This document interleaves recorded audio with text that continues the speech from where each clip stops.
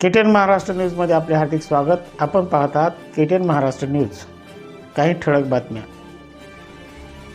आरक्षणाच्या उपवर्गीकरणासाठी हिंगोलीत मातंग समाजाचा विराट आक्रोश महामोर्चा।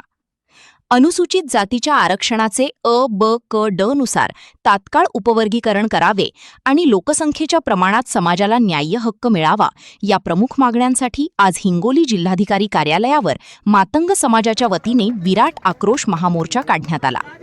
या महामोर्चाच्या माध्यमातून समाजाने आपले मोठे शक्तीप्रदर्शन करत शासनाचे लक्ष वेधले।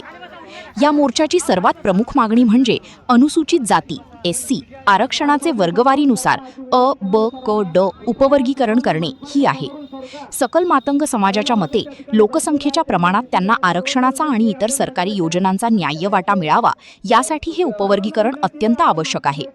गेल्या अनेक वर्षांपासून हा प्रश्न प्रलंबित असल्याने समाजात तीव्र संताप व्यक्त होत आहे।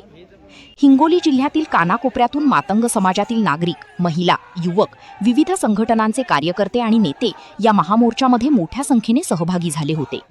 हातात मागण्यांचे फलक आणि घोषणाबाजी करत हा मोर्चा जिल्हाधिकारी कार्यालयावर धडकल्यावर त्याचे रूपांतर एका भव्य सभेत झाले। यावेळी आंदोलकांनी आपल्या प्रलंबित प्रश्नांबाबत प्रशासनाला निवेदन सादर केले।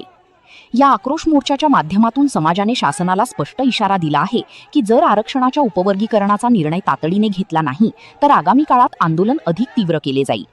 हिंगोलीत झालेल्या या विराट मोर्चामुळे संपूर्ण जिल्ह्याचे आणि प्रशासनाचे लक्ष या विषयाकडे वेधले गेले आहे।